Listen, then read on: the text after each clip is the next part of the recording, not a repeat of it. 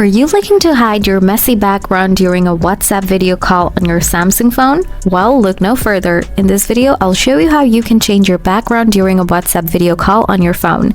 So let's get started. First, go to the settings, then scroll down a little bit. After that, tap on advanced features, scroll down again, find out video call effects. Now tap on it.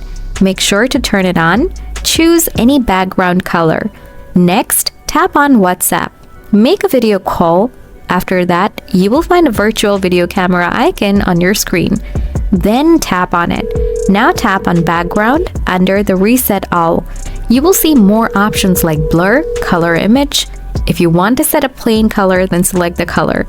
After that, choose your background color like red, green, or purple.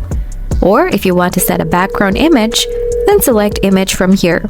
Now choose your background image from your gallery. And then tap done from the below.